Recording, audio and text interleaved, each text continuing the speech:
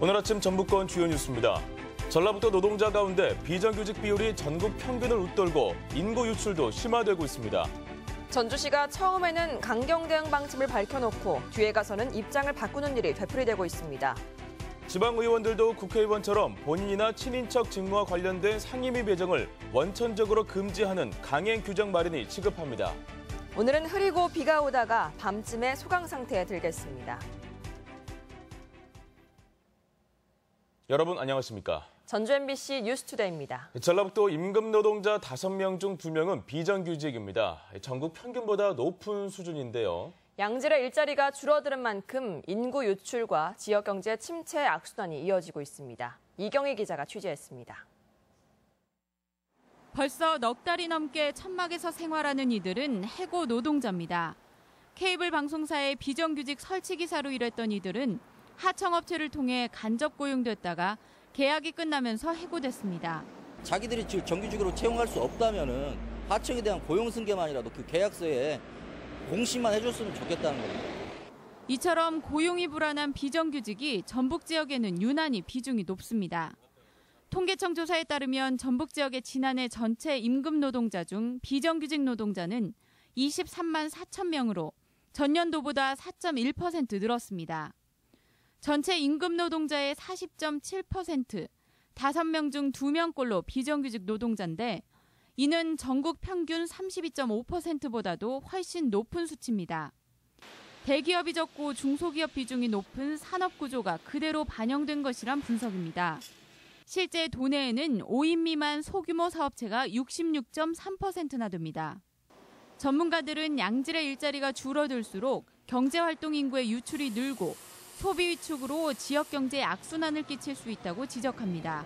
기업 내 또는 지역 사회 내에 갈등이 높아지게 되고 그러기로 해서 외부에서 봤을 때도 지역의 이미지가 실추된다든가 그러한 부분에서 우려가 될 수 있겠습니다.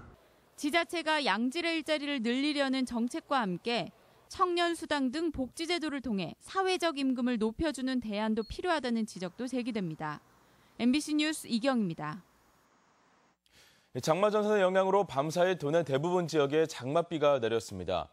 어제부터 내린 비의 양은 순창이 63mm로 가장 많고 장수 48, 전주 26.5mm 등입니다. 전북지방은 오늘도 장마 전선의 영향으로 비가 오다가 밤에는 소강 상태에 들겠으며 내일까지 50에서 100mm가량이 더 내릴 것으로 예상됩니다. 직무와 연관된 도의원의 상임위원회 배정을 근본적으로 제한하는 제도 마련이 요구됩니다.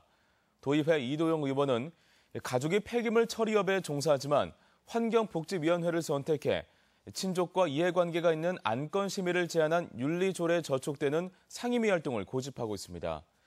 전반기에는 장모 의원이 건설관료 주식을 보유한 것이 논란이 돼 기존 상업경제위를 포기하고 교육위로 이동했었습니다.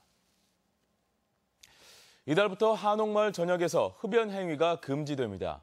전주시는 지난달까지 유예 기간이 끝남에 따라 이달부터 한옥마을 전역에서 흡연 행위를 단속하고 적발 시 과태료 5만 원을 부과할 예정입니다. 하지만 건물주 등의 반발에 밀려 전주시는 주차장 등 사유지는 흡연 단속 지역에서 제외했습니다.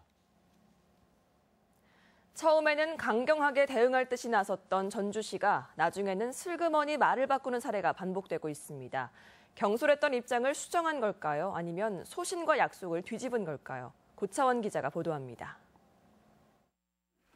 지난해 12월 전주시는 사회복지시설 마음건강복지재단의 불법 행위와 인권침해 사실을 발표했습니다. 수십 건의 위법과 시설 장애인들에게 있었던 인권침해 사례가 공개된 기자회견 자리에서 김승수 시장은 마음건강복지재단 시설 폐쇄를 언급했습니다. 하지만 이 약속은 온데간데 없습니다. 전주시는 13건의 처분 요구를 통해 시정을 요구하고 마음건강복지재단 대표 등을 고발하는 것으로 손을 뗐습니다. 개선명령 처분을 내린 거는 결국 일종의 그 면죄부가 되는 셈이고 그 다른 시설에서 유사하게 그 중대한 문제가 발생하였을 때 폐쇄 명령 조치를 내리기가 상당히 부담스러워진 상황입니다. 덕진예술회관을 자유총연맹이 20년 가까이 무상 사용한 문제도 마찬가지입니다. 이 문제가 불거지자 전주시는 자유총연맹을 내보내겠다고 공언했습니다. 덕진 예술회관이 시립예술단의 연습이나 공연 공간으로 활용이 될 수 있도록. 하지만 이 약속도 실현되기가 쉽지 않게 됐습니다. 자유총연맹이 나가지 않겠다고 반발하며 청와대 등에 민원을 넣겠다고 버티자 전주시는 한 발 물러섰습니다. 지난해 전주시는 한옥마을에서 꼬치구이집을 퇴출시키겠다고 큰 소리를 쳤다가 불과 2달 만에 입장을 철회하기도 했습니다. 잘못된 선택을 용기 있게 고백하고 방향을 바꾸는 것과 거리가 먼 이 같은 입장 번복이 결국 전주시 행정에 대한 불신을 키우고 있습니다. MBC 뉴스 고차원입니다. 정부의 귀농귀촌 통계가 부실하다는 논란이 일고 있습니다. 전라북도는 통계청 자료에 근거해 지난해 도내 귀농귀촌 인구 17,300세대 2만 4천 명을 기록했다며 재작년 대비 3배 증가한 역대 최고치를 달성했다고 홍보했습니다. 하지만 도내 귀농 인구는 작년에 비해 오히려 5% 감소했고 귀촌 인구는 절반 이상이 도내 이주인 데다 혁신도시가 있는 완주군에 4,500명이 몰려있는 상황입니다. 일반 승용차로 고속도로 교통위반 차량을 단속하는 암행순찰차가 투입됐습니다. 전북경찰청 서해안 고속도로 순찰대는 고속도로 난폭운전과 갓길 통행 위반, 휴대전화 사용과 안전띠 미착용 등을 단속하는 암행순찰차를 이달부터 운영합니다. 암행순찰은 경찰관 2명이 일반 승용차를 운행하다 법규 위반 차량을 발견하면 경광등과 경찰 표시를 하고 위반 차량을 단속하게 됩니다. 다른 지역의 뉴스를 전해드리는 시간입니다. 오늘은 광주 소식인데요. 인터넷과 스마트폰이 발달하면서 농수산물 판매에도 소셜 네트워크 서비스, SNS 마케팅이 활발해지고 있습니다. 소비자와 농민이 신뢰를 바탕으로 직거래를 통해 매출 상승으로 이어지고 있습니다. 광주 MBC 이계상 기자입니다. 올 들어 처음으로 햇 복숭아가 수확되기 시작했습니다. 품종별로 수확 시기가 다르긴 하지만 때를 놓치지 않고 복숭아를 따서 판매하는 게 관건입니다. 친환경 유기농법으로 재배되다 보니 제값을 받고 팔려면 일반 도매시장보다는 소비자와의 직거래가 더없이 중요합니다. 이 농원 주인은 인터넷과 스마트폰의 SNS를 활용해서 복숭아 생산 과정을 소개하고 직접 주문을 받아 상품 판매를 하고 있습니다. 단골 고객층이 두터워지면서 이곳 복숭아는 수확되기 무섭게 팔려나갑니다. 한 단계 두 단계 쌓이다 보면은 들어가서 검색하다 보면 이분이 유기농 농사 이렇게 짓고 있구나. 그걸 신뢰성을 쌓이게 해서 블로그부터 시작해가지고 SNS로 계속 하고 있습니다. 귀농 5년 차인 여성 농민도 블루베리를 판매하는데 SNS 마케팅 덕을 톡톡히 보고 있습니다. 생과일 상태로 팔아야 하는 농산물이다 보니 판로 확보가 쉽지 않았지만 SNS를 통해서 소비자와 직거래가 성사됐습니다. 요즘엔 마을에서 생산되는 다른 농산물까지 함께 판매해 줄 정도입니다. 복숭아도 좀 사다 줘. 그렇게 해서 차태 같은 경우는 100박스 이상 제가 팔아준 경험도 있고 지금도 계속 꾸준히 4년째 하고 있습니다. 농산물 생산에서 판매까지 소비자와 꾸준히 소통하는 농민들이 자신들만의 경쟁력을 키워가고 있습니다. SNS 마케팅은 소비자에게 신뢰를 덤으로 준다는 점에서 남도 농산물 판로 개척에 큰 힘이 되고 있습니다. MBC 뉴스 이계상입니다. 군산 지역 벼 재해보험 가입이 1년 새 2배로 늘어 호응을 얻고 있습니다. 군산시 농업기술센터에 따르면 올해 벼 재해보험 가입 실적은 지난해 대비 116% 증가한 2,520헥타르를 기록했습니다. 군산시는 농작물 재해보험은 정부와 지자체가 79%를 지원하고 농가는 21%의 보험료만 부담하면 돼 안정적인 농업 생산 활동이 가능하다고 밝혔습니다.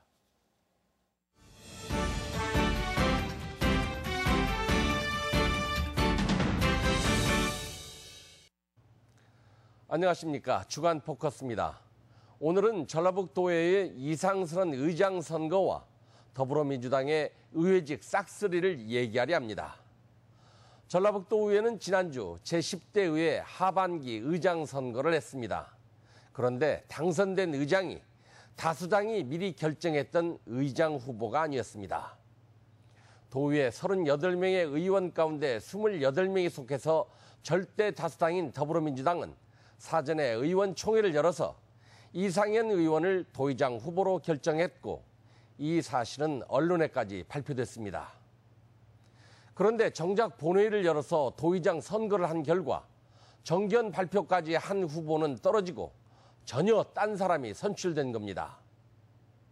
아니, 의장 후보가 밉거나 깜이 아니라고 해도 그렇지 어찌 이런 선거가 있을 수 있습니까?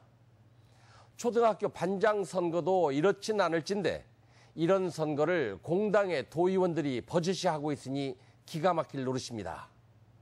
더 가관인 것은 도의장 선거가 교황 선출 방식이다 보니 이럴 수가 있다고 강변하지만 어디 교황 선거와 이런 선거를 비교하는 겁니까?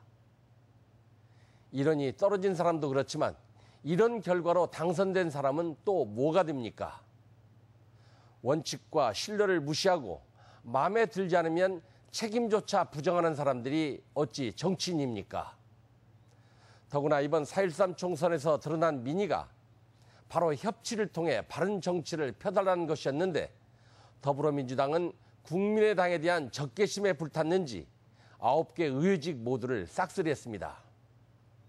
중앙정치조차 3당간 협치를 강조하는데 이러고도 협치를 주장하며 의정비 인상을 요구할 염치가 있습니까? 풀뿌리 자치를 위해 지방의회가 생겼지만 요즘 지방의회에 대한 주민들의 피로감이 갈수록 심해지고 있습니다. 주민들을 위한 제대로 된 정책 경쟁은 보이지 않고 원칙도 없는 감투 싸움에 도민들의 불신만 쌓여가고 있습니다. 주간 포커스입니다. 일하는 도입회와 협치를 주장해온 국민의당이 교육 현안이 산적한 교육위원회 포기를 내 결국 이쏘 챙기기라는 비판이 일고 있습니다. 도입회 후반기 원구성에서 국민의당은 노른자비로 불린 문화건설 안전위에는 3명이 행정자치와 환경복지도 각각 2명을 선택했지만 인기 없는 교육위는 단 1명도 배치되지 않았습니다. 교육위는 의회 감시 역할을 한 축으로 누리 예산 등 교육 현안이 산적했지만 상임위는 7명 모두 더민주 소속 의원으로 꾸려졌습니다. 네, 월요일 출근길 이 시각 전주 시내 상황 살펴보겠습니다. 네, 오늘도 빗길 속에서 안전운전 하셔야겠습니다. 오늘 평소보다는 늦춘 속도로 출근길 이뤄지고 있는데요. 현재 백제대로 평균 시속은 20에서 30km로 서행하고 있고요. 지금 도내 전역에도 서행 또는 정체 보이는 구간들이 곳곳에 있습니다. 또 고속도로 진입하시는 분들도 특히 빗길 주의하셔야겠습니다. 지금까지 우리 지역 교통 상황이었습니다.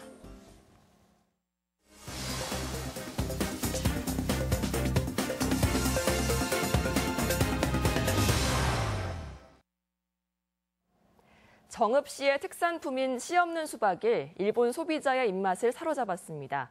또 진안군은 홍삼 축제의 성공적인 개최를 위해 실과소 담당 지정제를 시행합니다.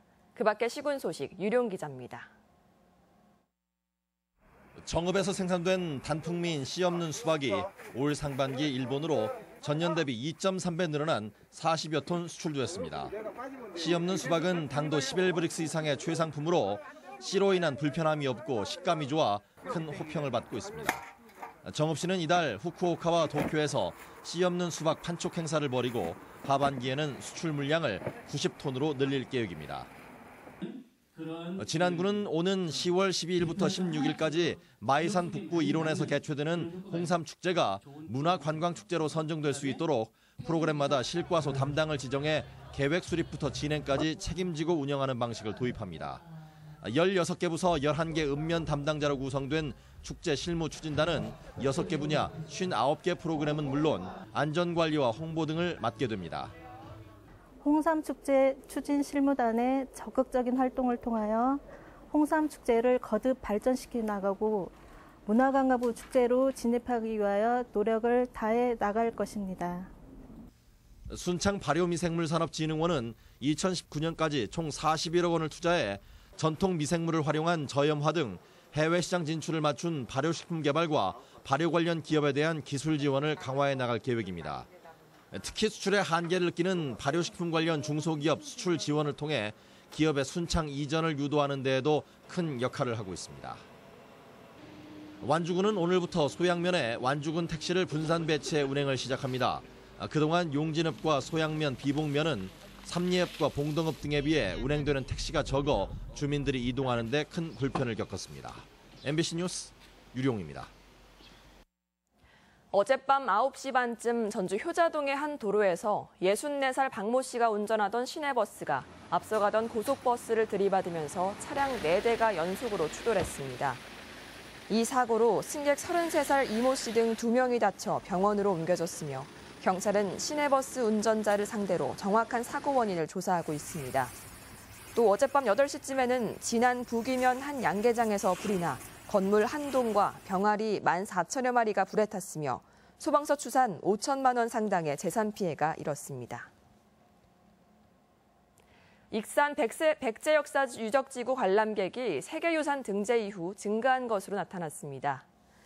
전라북도는 지난해 7월 유네스코 세계유산 등재 이후 1년간 백제 역사유적지구를 방문한 관람객 수는 모두 42만 2천 명으로 등재 이전보다 25% 증가했다고 밝혔습니다. 특히 외국인 방문객은 등재 이후 2배 넘게 늘어난 것으로 조사됐습니다. 우리 지역 행사와 문화 소식입니다. 제48회 전라북도 미술대전이 오늘부터 21일까지 전북예술회관에서 열립니다. 한국소리문화의 전당은 내일 농촌진흥청에서 서울예술의 전당 우수 공연인 지제를 영상으로 상영합니다. 서울 독립영화제 순회 상영회인 인디피크닉이 7일부터 16일까지 익산 공공영상미디어센터에서 열립니다. 국창 조통달과 가수 조관우, 조현 3대가 함께하는 무대가 오는 8일 부안예술회관에서 펼쳐집니다. 성악가 바리톤 김동규의 무료 공연이 오는 9일 군산예술의 전당에서 마련됩니다. 백제 유적지구 세계유산 등재 1주년을 기념하는 국제학술대회가 오늘 원광대학교에서 열립니다. 전라북도 선도기업과 취업자 간의 현장 면접의 날 행사가 내일 전북 테크노파크에서 있습니다. 양성평등주간 기념 행사가 오는 7일 전북 여성교육문화센터에서 열립니다. 전북교통문화연수원은 오늘부터 9일까지 군산예술의 전당에서 사업용 운수자들을 대상으로 출장 교육을 실시합니다. 전북경제통상진흥원은 오는 15일까지 소셜벤처 경연대회 참가자를 모집합니다. 오늘 전북 지역 날씨입니다. 오늘은 흐리고 비가 오다가 밤에는 소강 상태에 들겠습니다. 예상 강우량은 내일까지 50에서 100mm이며 낮 최고 기온은 24도에서 26도의 분포로 어제와 비슷하겠습니다. 바다의 물결은 서해남부 전 해상에서 0.5에서 2.5m로 일겠습니다.